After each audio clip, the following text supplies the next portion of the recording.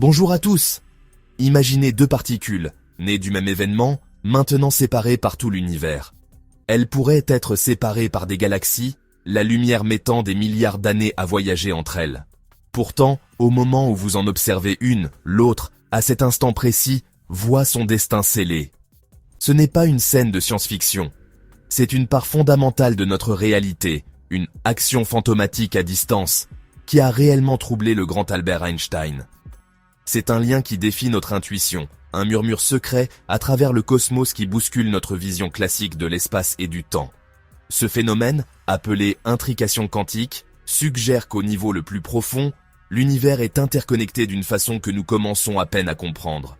Le lien est réel et instantané, mais, comme nous le verrons, c'est une corrélation, pas un message. L'univers a des règles, et celle-ci est incroyablement subtile. C'est une idée si étrange qu'elle semble briser la règle la plus sacrée du cosmos. Rien ne peut voyager plus vite que la lumière. Mais ce n'est pas le cas. La réalité est bien plus subtile, et, honnêtement, encore plus déroutante. Et si ce lien, fantomatique, n'était pas une simple bizarrerie, mais le fil même qui tisse l'espace-temps? Nous y reviendrons. Ce mystère cosmique est non seulement réel, mais il devient aussi la base de technologies qui redéfiniront notre avenir. Pour ressentir pleinement l'étrangeté de l'intrication, mettons en scène un petit drame cosmique. Imaginez cela comme un photon parent unique, donnant naissance à des jumeaux identiques. Dès cet instant, ces jumeaux sont fondamentalement liés. Ils sont intriqués. Pendant longtemps, on a cru que cet instant de création était réellement instantané, comme un interrupteur magique actionné au point d'origine. Mais des expériences récentes ont mesuré la naissance de cette intrication. Il s'avère que ce n'est pas un événement magique et inconnaissable, mais un processus physique qui se déroule sur une durée mesurable, quoique infinitésimale. En étudiant des atomes frappés par des impulsions laser intenses, les chercheurs ont montré que l'intrication entre deux électrons se construit en environ 232 attosecondes. Une attoseconde est un milliardième de seconde. Une échelle si rapide qu'il y a plus d'attosecondes dans une seconde qu'il n'y a eu de secondes dans toute l'histoire de l'univers. Donnons à présent à ces photons une propriété mesurable, comme le spin. On peut voir le spin comme une sorte de moment angulaire intrinsèque. Plus simplement, imaginez une minuscule pièce qui tourne sans cesse. Sauf que, dans le monde quantique, les choses sont un peu floues. Avant de l'observer, notre pièce quantique est en superposition. Elle est à la fois pile et face. Ce n'est pas seulement que nous l'ignorons. La particule n'a véritablement pas encore décidé. Elle flotte simplement dans une brume de probabilité, un nuage de possibles. Elle ne choisit un côté, pile ou face, qu'au moment même où nous la mesurons. C'est ici que l'intrication entre en jeu. Nos photons jumeaux n'ont pas seulement leurs états individuels flous. Parce qu'ils sont nés ensemble, ils partagent une identité mathématique unique appelée fonction d'onde. Et cette identité partagée obéit à une règle cruciale. Leurs spins doivent toujours être opposés. Si l'un des photons est mesuré et que sa pièce tombe sur pile, un état que nous appelons spin-up, son jumeau, où qu'il soit, est instantanément face, c'est-à-dire spin-down. Alors, envoyons nos jumeaux en voyage. Nous gardons l'un ici, dans un laboratoire sur Terre. L'autre est envoyé à bord d'un vaisseau, à près de la vitesse de la lumière. Il voyage des années, traverse le système solaire, dépasse des étoiles lointaines, jusqu'à se trouver à des années-lumière, dans une autre galaxie. De retour sur Terre, nous décidons qu'il est temps de mesurer notre photon. Nous installons le détecteur et, au moment de l'observation, sa pièce quantique retombe. C'est spin-up. À l'instant même où cela arrive, vraiment sans aucun délai, son jumeau, à des années-lumière, sort de son état flou. Sa propre pièce se fige et il est garanti spin-down. Voilà le cœur de l'action fantomatique. Le destin du premier photon semble avoir été communiqué instantanément au second, comme si la limite cosmique de vitesse était brisée. Comment la seconde particule pourrait-elle savoir ce qui arrive à sa jumelle plus vite que la lumière ne pourrait voyager entre elles? Ce n'est pas comme de vrais jumeaux. Une coupe de cheveux à New York n'affecte pas l'autre à Tokyo. C'est un lien direct, instantané, indestructible, comme s'il n'était pas deux choses séparées, mais deux parties d'un seul être, étirées à travers le tissu de l'espace-temps. Ce paradoxe apparent a profondément troublé Einstein et a lancé l'un des débats les plus longs et les plus profonds de l'histoire des sciences. Nous sommes en 1935. Albert Einstein, déjà une légende, est profondément troublé. La nouvelle théorie de la mécanique quantique, à laquelle il avait contribué, produisait des prédictions qui lui semblaient absurdes. Avec Boris Podolsky et Nathan Rosen, il publia donc un article qui était moins une découverte qu'une démolition. L'article accusait en substance la mécanique quantique d'être incomplète. Il affirmait qu'il manquait quelque chose de fondamental. Au cœur de leur critique se trouvait l'intrication. Le paradoxe EPR, du nom des auteurs, était une expérience de pensée destinée à révéler ce défaut fatal. Ils soutenaient que si mesurer une particule pouvait en affecter instantanément une autre lointaine, de l'information voyagerait plus vite que la lumière, en contradiction directe avec la relativité restreinte d'Einstein. Pour Einstein, cette action fantomatique à distance était ridicule. La réalité devait être locale. Ce qui se passe ici ne doit pas affecter instantanément ce qui se passe là-bas. Einstein proposa donc une alternative. L'univers n'était pas mystérieux, mais rusé. Les particules porteraient des variables cachées locales. Imaginez une paire de gants, l'un droit et l'autre gauche. Vous les mettez dans deux boîtes identiques et en envoyez une à Tokyo, l'autre à New York. Quand la personne à New York ouvre sa boîte et voit un gant gauche, elle sait aussitôt que la boîte à Tokyo contient le droit. Ici, rien de fantomatique. L'information était prédéterminée et cachée dans les boîtes dès le départ. Einstein pensait que les particules intriquées fonctionnaient ainsi. Leur spin opposé n'était pas décidé à la mesure, mais au moment de leur création. Les particules transportèrent des instructions secrètes, ces variables cachées depuis le début. Des décennies durant, le débat est resté philosophique, sans test expérimental décisif. Tout changea en 1964, grâce au physicien John Stuart Bell, qui conçut un test mathématique brillant, les inégalités de Bell. En termes simples, si les variables cachées locales d'Einstein étaient réelles, la corrélation mesurée entre deux particules intriquées serait limitée par un seuil. Mais si la mécanique quantique avait raison et que les états n'étaient non décidés qu'à la mesure, les corrélations seraient non plus fortes et violeraient la limite de Bell. Bell transforma un débat philosophique en prédiction testable. Il traça une ligne dans le sable et défia les scientifiques de la franchir. Et ils l'ont fait. Après des premiers tests dans les années 1970, notamment par John Clauser, le français Alain Aspect mena en 1982 une série d'expériences révolutionnaires. Ils ont généré des paires de photons intriqués et les ont envoyés dans des directions opposées.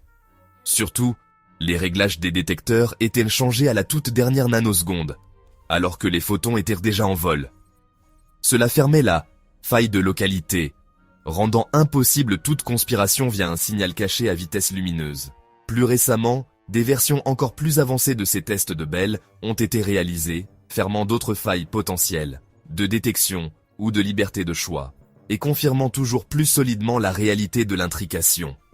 Les résultats des expériences d'Aspect furent stupéfiants et sans ambiguïté. L'inégalité de Bell était violée, exactement comme le prédisait la mécanique quantique. Les corrélations observées étaient plus fortes que tout ce qu'une théorie locale pouvait expliquer. L'intuition rassurante d'Einstein était fausse. L'univers est bel et bien aussi fantomatique. Aucune instruction cachée n'accompagne les particules. La connexion était réelle et instantanée. Ce travail était si fondamental qu'en 2022, Alain Aspect, John Clauser et Anton Zeilinger ont reçu le prix Nobel de physique pour ces expériences décisives. L'affaire était officiellement tranchée, l'action fantomatique est là pour durer. Et pour enfoncer le clou, le Nobel 2025 a récompensé John Clark, Michel H. Devoret et John M. Martinis pour leurs travaux fondateurs, démontrant des phénomènes quantiques dans des circuits électriques macroscopiques, la technologie même qui permet d'exploiter l'intrication. Nous avons donc établi que l'intrication est l'une des idées les plus vertigineuses de la science. Les questions qu'elle soulève sont profondes.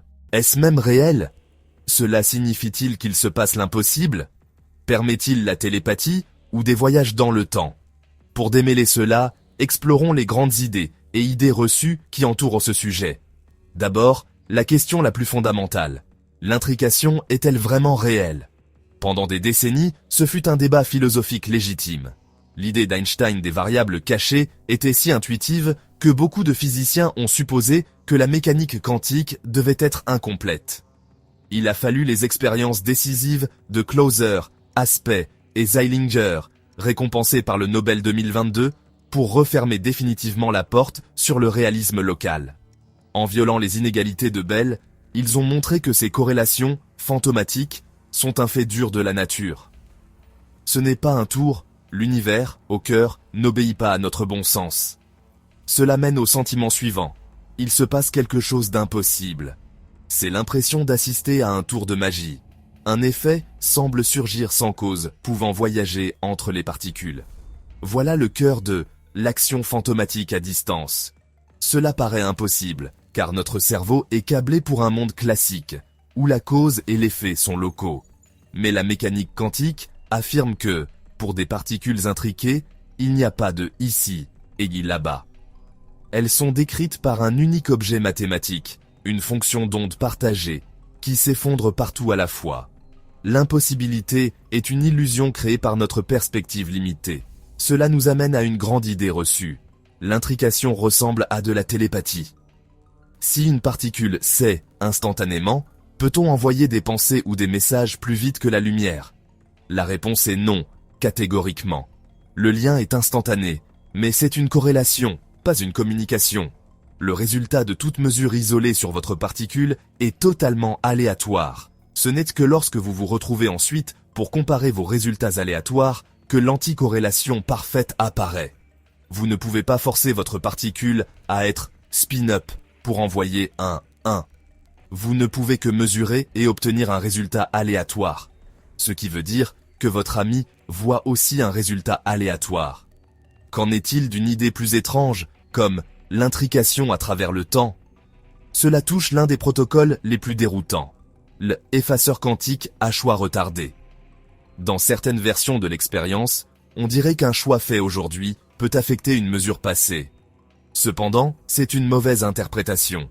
L'effet apparemment rétroactif n'apparaît qu'après avoir rassemblé et comparé toutes les informations de l'expérience, passée et présente. Cela ne permet ni d'envoyer de l'information vers le passé, ni de changer ce qui s'est produit. La causalité demeure intacte. Enfin, il existe une idée plus abstraite, le lien entre entropie et ordre. L'entropie est souvent décrite comme une mesure du désordre. En théorie de l'information, c'est aussi une mesure de l'ignorance. Avant de mesurer une particule en superposition, votre ignorance est élevée. Après la mesure, l'état est certain, et votre ignorance devient nulle. L'entropie d'intrication mesure combien d'informations sur une particule est stockée dans sa partenaire intriquée. Fait intéressant, des travaux ont étudié comment la mesure peut rivaliser avec l'intrication. À mesure que l'intrication se propage, elle tisse un réseau complexe. Mais si vous mesurez fréquemment, vous détruisez continuellement cette intrication, forçant le système vers un état moins ordonné. Cela crée une transition de phase entre un état fortement intriqué et ordonné et un état souvent mesuré et désordonné. Cela suggère un lien profond entre mesure, information et structure fondamentale des systèmes quantiques. Maintenant que nous savons ce qu'est l'intrication, voyons pourquoi elle est bien plus qu'une curiosité étrange. Prouver sa réalité n'a pas seulement clos un débat. Cela a ouvert la porte à une révolution technologique. Ce lien déroutant est la ressource clé d'une nouvelle génération de technologies qui va remodeler notre monde. Les Nations Unies ont même déclaré 2025 Année internationale des sciences et technologies quantiques pour marquer un siècle de progrès. Votre ordinateur portable fonctionne avec des bits. Un bit est un simple interrupteur, 0 ou 1. Un ordinateur quantique, lui, utilise des qubits. Grâce à la superposition, un qubit peut être 0, 1 ou les deux à la fois. Et lorsque vous intriquez ces qubits, la vraie magie commence. Un système de seulement 300 qubits intriqués peut représenter plus d'états qu'il n'y a d'atomes dans l'univers connu. Ce n'est pas qu'un rêve. Ces dernières années, l'accent est passé de la quantité de qubits à leur qualité et leur stabilité. La qualité avant la quantité. Les percées en correction d'erreurs quantiques rendent ces machines bien plus fiables. Au milieu des années 2020, la vague de progrès a déplacé le défi, d'un problème de physique à un problème d'ingénierie. En avril 2024, Microsoft et Quantinuum ont annoncé une étape majeure. Des qubits logiques dont les taux d'erreur sont 800 fois inférieurs à ceux des qubits physiques sous-jacents. Fin 2025, Quantinuum a lancé son ordinateur quantique commercial Helios, avec des qubits très précis et un cadre de Quantum IA générative, pour aborder la médecine et la finance. Nous avons aussi vu une matrice record de 6100 qubits réalisée par des chercheurs de Caltech, capable de maintenir la superposition pendant 13 secondes, 10 fois plus longtemps qu'auparavant. Début 2026, des chercheurs de Stanford ont mis au point de minuscules cavités optiques permettant de lire des millions de qubits à la fois, une étape clé pour l'industrialisation. Pendant ce temps, la feuille de route 2026 d'IBM vise la première démonstration d'un véritable avantage quantique scientifique avec de nouveaux processeurs exécutant des circuits à milliers d'opérations. Ces ordinateurs pourraient simuler des molécules avec une précision parfaite et accélérer la découverte de nouveaux médicaments et matériaux. Ils pourraient résoudre des problèmes d'optimisation aujourd'hui impossibles, révolutionnant de la modélisation financière au développement de l'IA. L'un des usages les plus immédiats de l'intrication concerne la communication sécurisée. Le problème du chiffrement actuel est que tout code peut théoriquement être brisé avec suffisamment de puissance de calcul, le fameux Q-Day. Cela crée une urgence autour de la menace. Collecter maintenant, décrypter plus tard.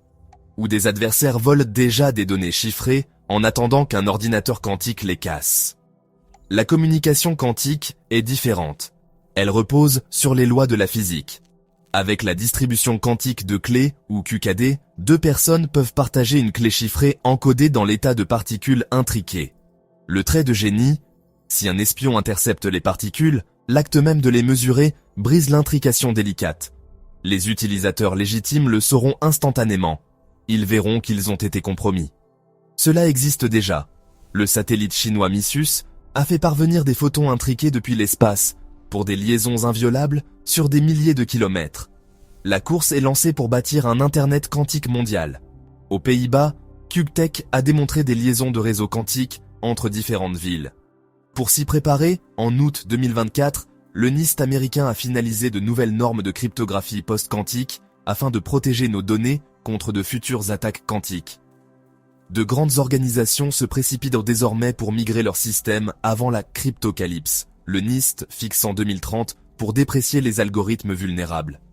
Mais la révolution ne s'arrête pas là. Parlons de voir l'invisible. L'intrication permettra aussi des capteurs d'une précision inimaginable. Dans des installations comme LIGO, on traque les ondulations de l'espace-temps issues de fusion de trous noirs. L'usage de photons intriqués, la lumière comprimée, réduit le bruit de fond des détecteurs et révèle des ondes plus faibles et lointaines. De nouvelles techniques de compression dépendantes de la fréquence abaissent le bruit sur une large bande, rendant les détecteurs plus sensibles que jamais. Le marché des capteurs quantiques devrait croître fortement, certains estimant qu'il dépassera le milliard de dollars au début des années 2030. Des applications jadis science-fiction deviennent plausibles. On parle de navigation sans GPS, idéale pour les abysses ou l'espace, et d'imagerie médicale cartographiant le cerveau avec un détail inouï pour diagnostiquer Alzheimer plus tôt. Début 2026, une collaboration Royaume-Uni-Japon a été financée pour développer des capteurs quantiques plus intelligents et résistants au bruit, dédiés au diagnostic médical et à l'exploration des ressources. La NASA a même démontré pour la première fois un capteur quantique ultra froid en orbite, ouvrant la voie à de nouveaux instruments d'astrophysique. Enfin, l'idée la plus vertigineuse. Le lien entre trou noir et trou de verre. Souvenez-vous de notre boucle ouverte. Et si l'intrication tissait le tissu même de la réalité? Depuis des décennies, l'un des plus grands défis de la physique est de relier la gravitation d'Einstein à la mécanique quantique. L'intrication pourrait être le pont. Une idée radicale, la conjecture ER égale EPR, suggère un lien profond entre deux concepts. EPR est notre raccourci pour l'intrication, et ER désigne un pont d'Einstein-Rosen, ce que nous appelons un trou de verre. La conjecture propose qu'un trou de verre et une paire de particules intriquées pourraient être deux façons de décrire exactement la même chose. Plus précisément, deux trous noirs intriqués pourraient être vus comme reliés par un trou de verre. Des travaux théoriques récents ont même construit des modèles calculables, suggérant que la connexion du trou de verre serait réelle, mais non franchissable. Un modèle suggère que la raison est qu'un trou noir se forme rapidement à chaque extrémité, bloquant le passage. Si c'est vrai, c'est profond. Cela implique que la géométrie même de l'espace-temps pourrait émerger de l'intrication quantique. Les fils fantomatiques reliant les particules seraient là peut-être ce qui tisse littéralement l'univers.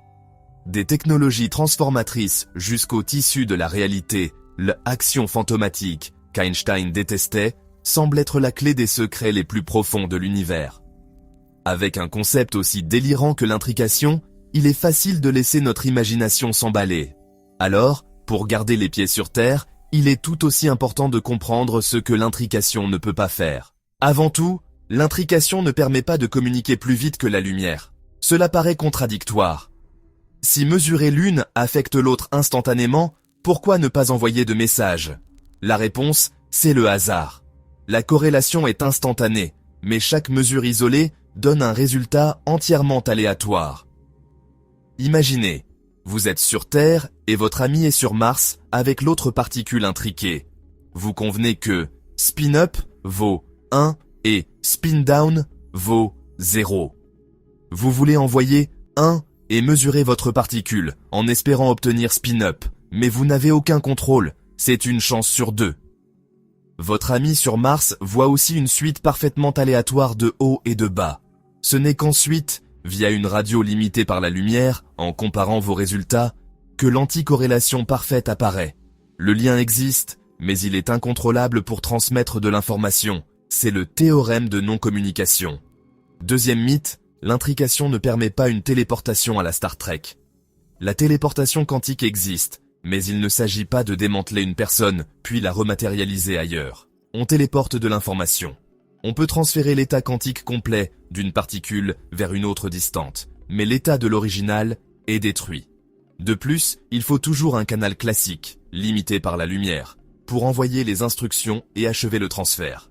Donc, nous téléportons des qubits, pas le capitaine Kirk. Enfin, l'intrication ne viole pas la causalité. Mesurer une particule maintenant ne change pas ce que sa jumelle a fait dans le passé.